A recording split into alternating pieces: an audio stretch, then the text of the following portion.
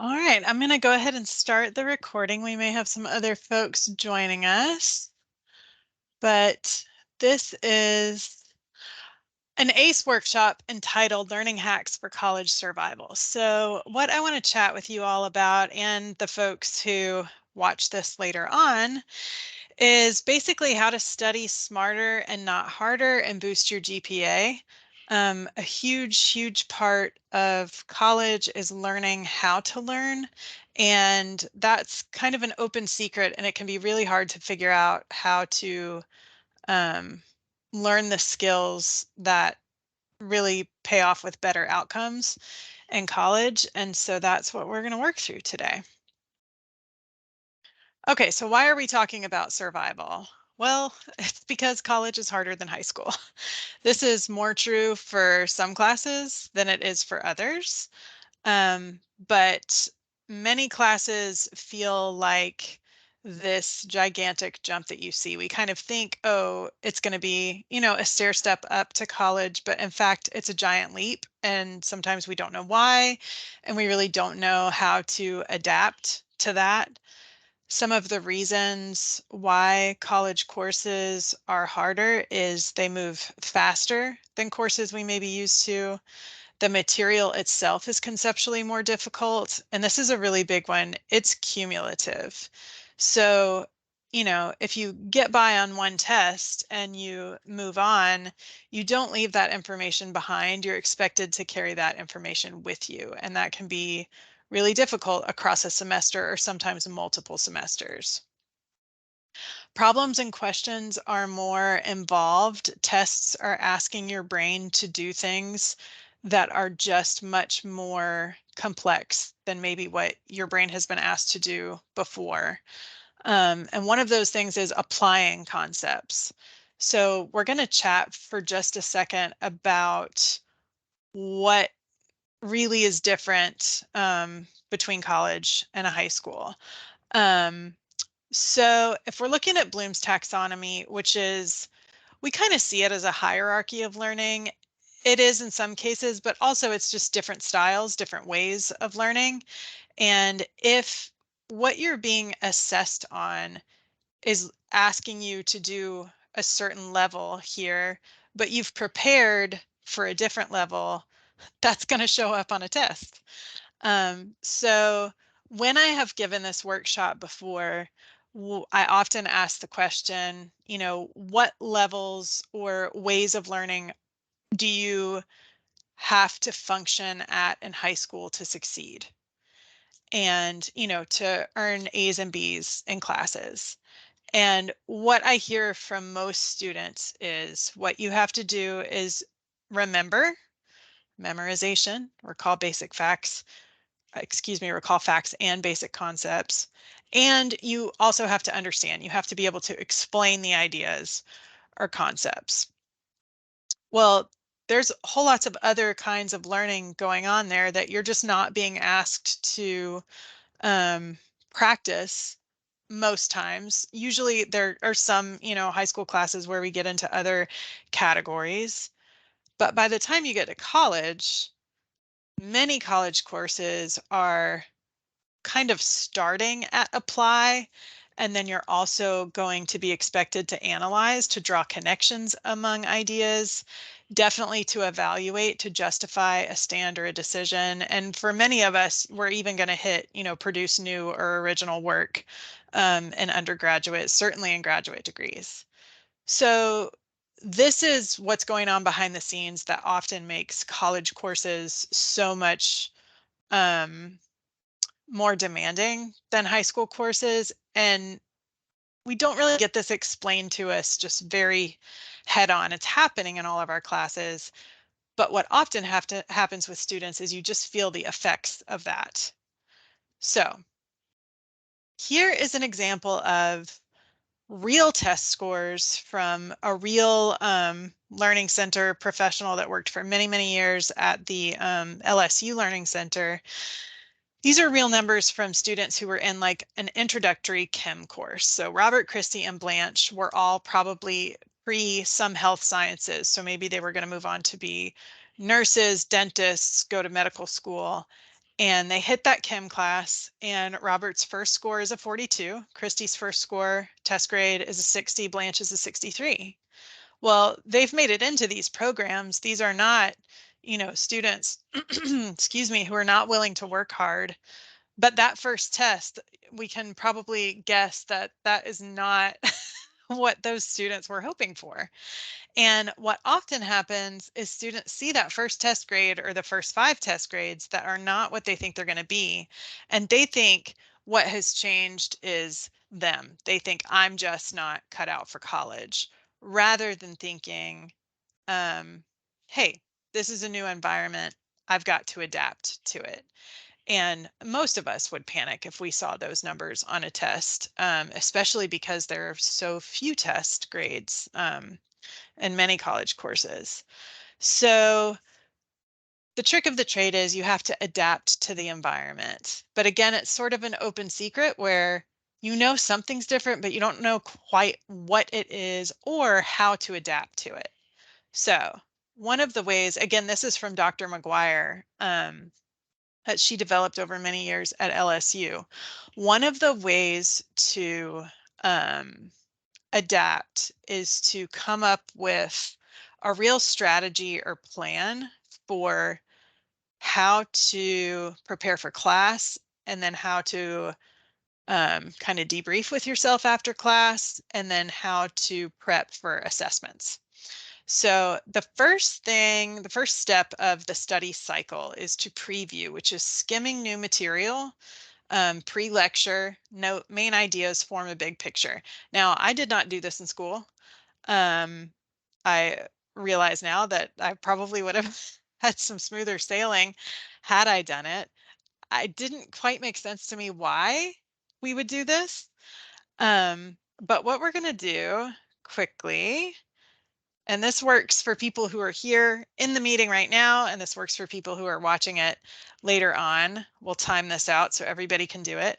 On the next slide, we're going to do a little experiment. So on the next slide, you're going to see a whole bunch of random numbers. And what you want to do is try to find them, find 1, find 2, find 3, go in sequential order, and see how high you can get inside of 20 seconds. All right, so I'll start the timer here on my end, and here we go.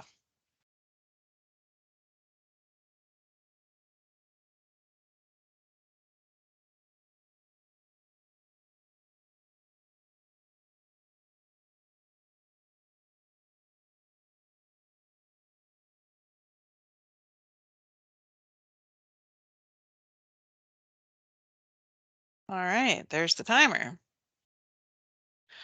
Okay, so if anybody wants to share in the chat how high they got, you're very welcome to. The first time I did this, this is like kryptonite to my brain. My brain hates just all these numbers on white. I want to say I made it to like 7 or 8. I was for sure in the single digits. It was rough. It was rough going, and my brain did not like it. It did not feel good. So now what we're going to do is we're going to give just a tad bit of framework. I hope you all can see this right here. So we're going to split these numbers into 4 quadrants. And what I'm going to tell you is that 1 is in the top right quadrant. And as you go clockwise through the quadrants, you'll be able to count sequentially. So now you're aware of a little bit of a pattern. And I'm going to set the timer again, and let's see how high you can get this time. Go.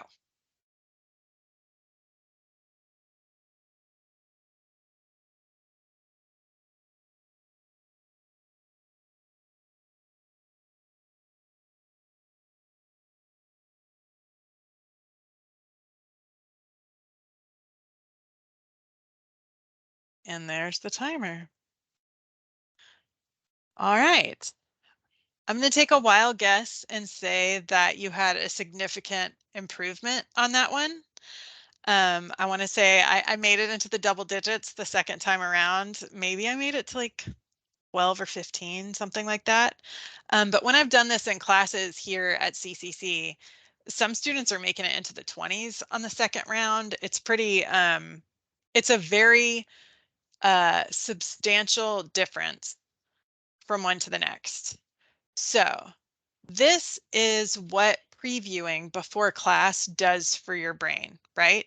And when we say preview on this study cycle, what we mean is not read every word of, chapter 2 before the chapter 2 lecture. That is when you're reading a bunch of stuff, it's like when you're getting details before framework, it's like white noise in your brain. It's just as, there's nothing to hang that information on. Preview is literally read the maybe the student learning outcomes at the beginning of the chapter, read the chapter title, the headings, the subheadings, any graphs that are in there. It's the skeleton of the chapter, if that makes sense. When you walk into class with that skeleton and you have even the most basic categories, when you hear that lecture, that gives you space and a framework to file away that information. It is so much easier on your brain to organize those details when you have a general big picture feel for what's coming at you. So that's the first step of this study cycle.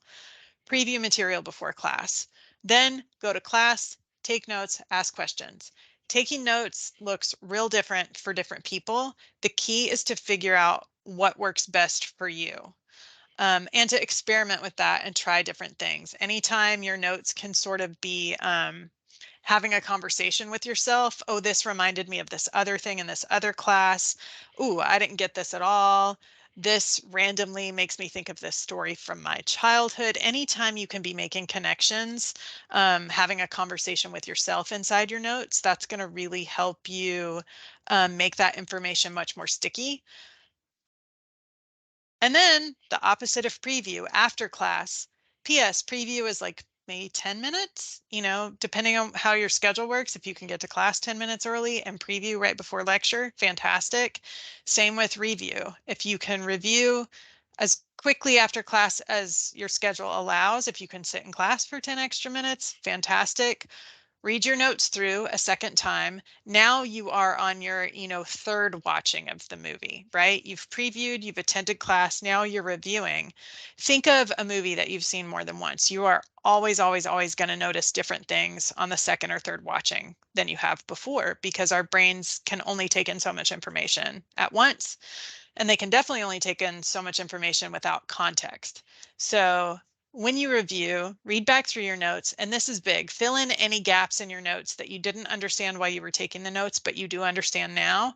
And then the big one is form questions. What didn't make any sense to you, right? Where are there gaps in your understanding?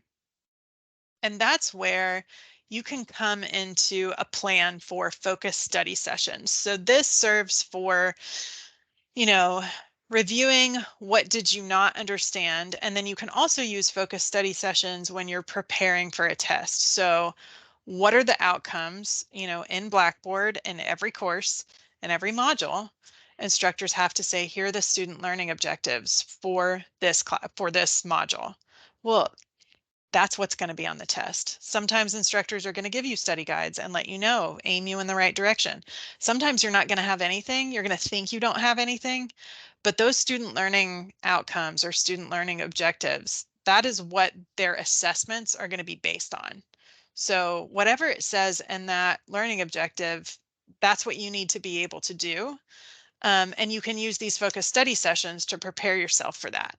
So the reason they're focused is lots of times when we sit down to study, we have a textbook or, a lecture video or whatever, and we're just turning pages in a textbook, just staring at words. I don't know about you all. I've definitely studied before where I'm looking with my eyeballs at pages in a textbook and there is, it's Tweety birds up here. There's nothing going on. Well, a study, a focused study session, you go in with, what's my specific goal? My specific goal is I got nothing on the second, student learning outcome for this module. And so I'm going to focus on being able to do whatever that outcome is asking for. So then figure out what study strategies work for you. This is something that ACE can help with. I'm realizing now I never even introduced myself. Becky Donaldson, the Academic Center for Excellence on campus, ACE, is the learning center or tutoring center here. So figuring out, lots of different ways of studying is something that we can help with. Concept maps are super helpful. Anytime you can make something more visual, color coding. There's lots of material here for ways of studying, but the important thing is figuring out what works for your brain and to make specific goals. And for sure, huge take breaks in between. So study, tops 30 to 50 minutes. Most brains just cannot stay focused for much longer than this. And you can also do focused study sessions that are way, way shorter than this if you have something really specific. Take breaks, recap, and then this is a really big one. Check your knowledge. And a huge way to check your knowledge is, can I teach this to another person? Okay, so checking your understanding. Which of these are you going to work harder for? Are you going to work harder if I say, this Friday, today's Monday, this Friday, you have to make an A on the test in whatever module you're in and whatever class it is, or come Friday, you're going to have to teach this entire module to the class and answer their questions before they take the test. Which of those two things are you working harder for? Now, in the past, I've had a handful of students say, I'm working harder to make an A on the test. Those internally motivated people, makes no difference to them. But the majority of us say, ooh, if I have to teach it to the rest of the class, I have to be able to answer their questions. Yeah, I'm prepping harder for that because I'm responsible for other people's outcomes. I don't want to look like I don't know what I'm talking about. Well, the way you would prepare for teaching to the class, this is the difference between studying and learning. We often think if I have to study for a test, most of us think that's short term, cram that information in there, pass this test, move on with my life. That's not going to cut it in college courses, especially these cumulative ones where you're taking, 101 this semester, 102 next semester, and then you're in the 200s later on.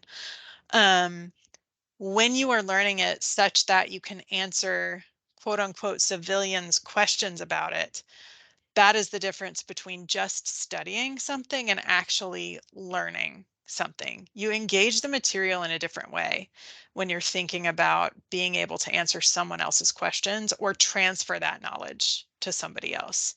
This can be a really great little mind shift you can do to, rather than, have I studied enough to make an A on the test? Ask yourself, am I ready to teach this material? And better yet, if you have a person that you can teach information to that doesn't understand the information, can you, explain it to me like I'm 5? I'm not in a biology class right now. Can you tell me about cell theory?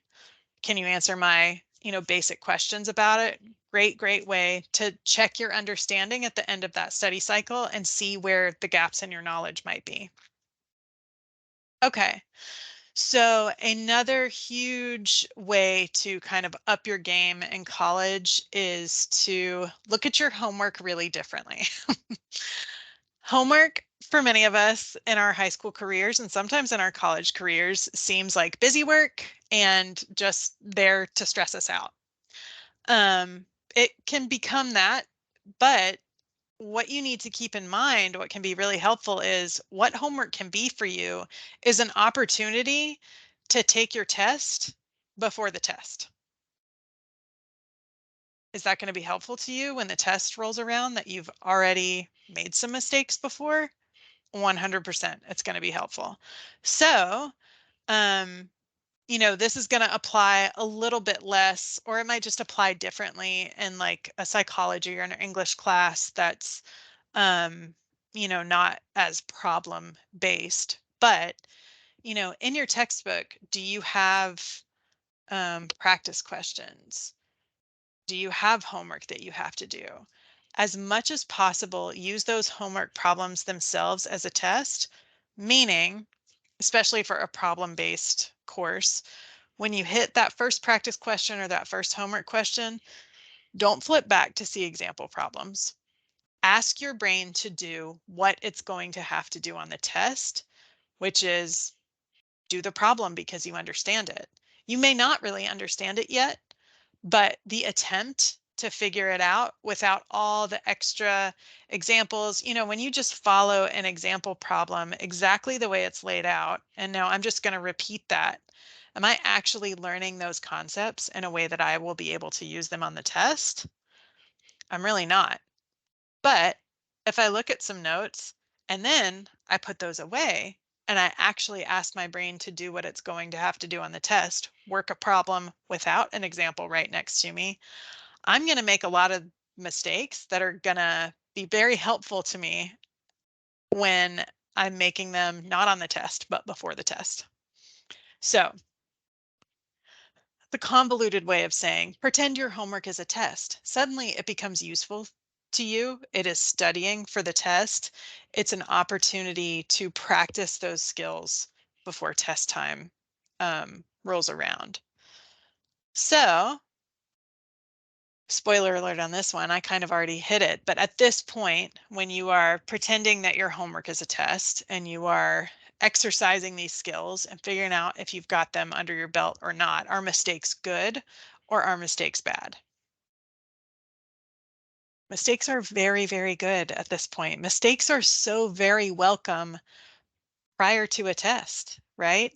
And if you are making a lot of your mistakes before the test because you're doing many, many practice tests via homework and, practice questions in a textbook or whatever, the chances that you make that same mistake on the test have now greatly decreased. We learn so much from mistakes, especially in, kind of process questions, problem-based questions, the sciences, the maths.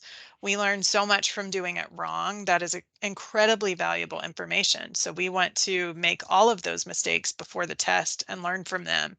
It's going to have a really big effect on your outcomes when test day rolls around. I'll also add, for folks that struggle with test anxiety, which is a lot of us, all of this is also going to greatly, greatly reduce test anxiety because you have practiced it. You've asked your brain, okay, you don't have any assistance, solve this problem.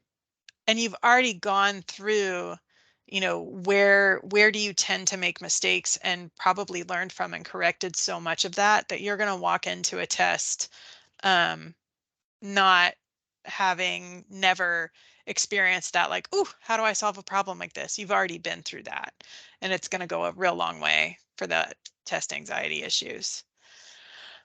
Okay, so in Dr. McGuire's many years at LSU, she studied large numbers of students, and in her studies, there were 5 reasons she kept seeing pop up that students succeed. She figured out, the students who are having outcomes they're happy with, what are they doing that maybe these students who are also intelligent students who belong exactly where they are, but they're not getting the outcomes they want? What strategies, what habits are these 2 groups doing that are different? So here are the top 5 reasons that she found in her many years that students succeed. And again, the name of the game is adapting to this new environment, this college environment. So if you're like, how do I adapt? This right here. This is what you can actually put into practice and test it out. See if it helps you adapt to the environment and see if it has an effect on your outcomes. So number 1, students who succeed do preview and review for every class.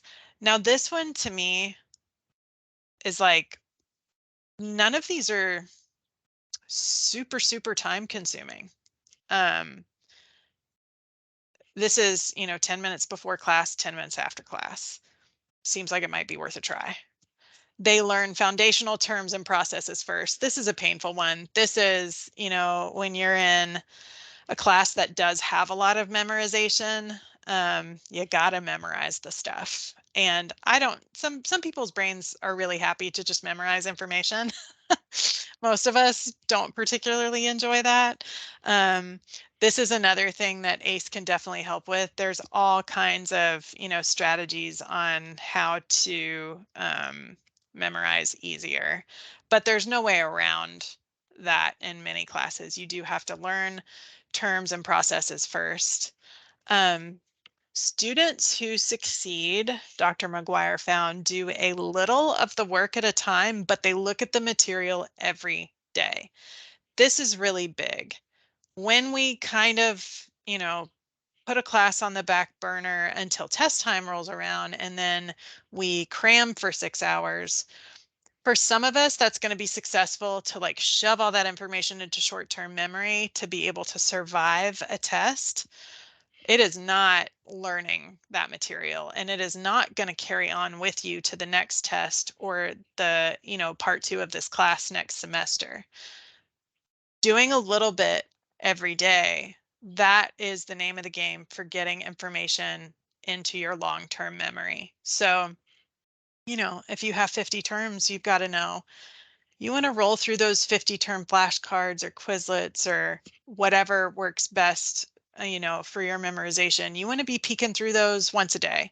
You don't want to sit down for 6 hours with those flashcards before test day because brains aren't happy like that. Our brains do not function well under those circumstances. So a little bit of the work, but look at it every day. Students who succeed use their books and assignments to test themselves, especially when you have, and this is true for ebooks too. I'm old, so I just find, paper books easier to handle. But in both versions, almost always there are going to be practice questions, practice problems. Um, those student learning outcomes are going to be in those chapters. We kind of skip over the stuff in the textbook and think it's not useful to us. But if you invest a little time at the beginning of a class to understand how your textbook is structured, look at the back, find the glossary, figure out, are there practice questions at the end of every chapter? Do I have the answer key for those? Can I get that answer key from my instructor? How does this tool work for me? There is using that properly to test yourself ahead of the test is going to make a huge, huge difference. And number 5 is successful students practice explaining the information to others. Our brains do something different when we are teaching the information to somebody else than when we are trying to sit with a book and ingest the information.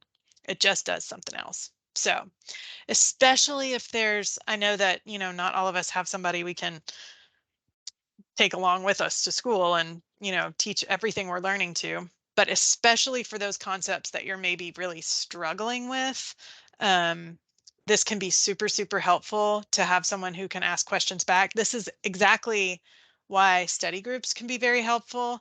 Everybody can take, a certain part of the module and be in charge of explaining it to other people, because hearing different brains explain information in different ways is going to be helpful. Dr. McGuire tells a story about a student who was living, on campus in a dorm at LSU who bought a betta fish and taught, chemistry to the betta fish because they didn't have somebody they could chat to, but it was a way to practice saying it out loud and figuring out where the holes in their knowledge were. So that's real commitment. Okay, so the moral of the story is you definitely can adapt to the college environment and boost your GPA. And here are the things that you really, really have to remember. One of the things you have to do is not judge your potential on initial performance. Learning does not happen without mistakes. So if we think back to the earlier student, I didn't, let's go back there right quick. I'm sure you clocked it, but if these students had judged their potential in this course on those initial test grades, they would have withdrawn. But they didn't withdraw. They tried these strategies And some of them saw like immediate and these are real numbers. That first one's hard to believe. Some of them saw immediate and seemingly miraculous results.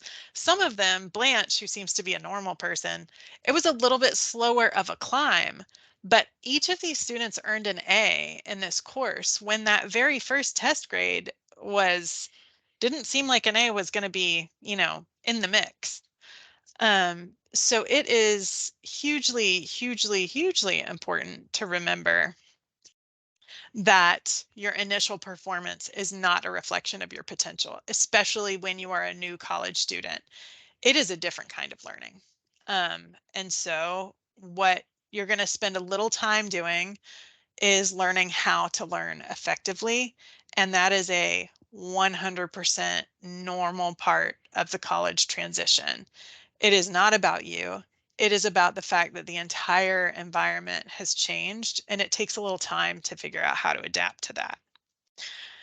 Using the study cycle and other learning strategies to deepen your learning. If all of this sounds doable to you, do it all. What's it going to hurt? If it sounds intimidating, pick one or two things to try out and see if you notice a difference or not. It's really important after a test to go back and say, hey, which strategies did I use to get ready for this test? Did they work or didn't they? And what strategies do I want to try next time if I want to switch something up?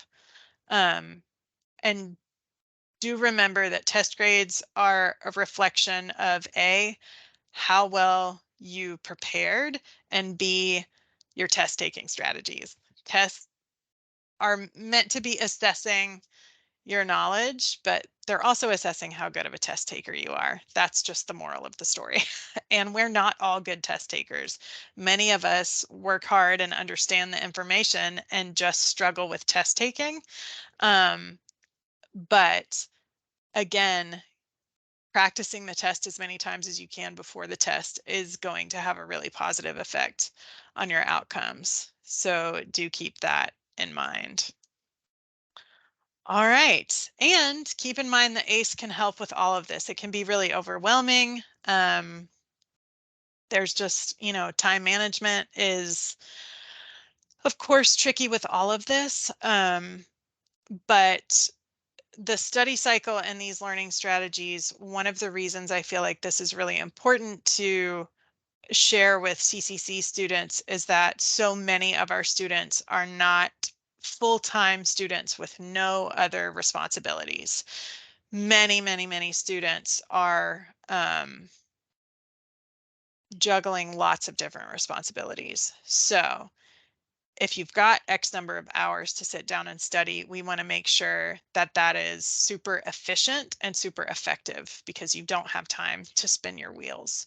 So these are just some suggestions for, trying on these different strategies and just see if your outcomes change. And I would love to hear back from any of you, how this works out for you, any feedback you have or suggestions about strategies that have worked really well for you in the past. And I think that's all I've got. Does anyone have any questions at the moment?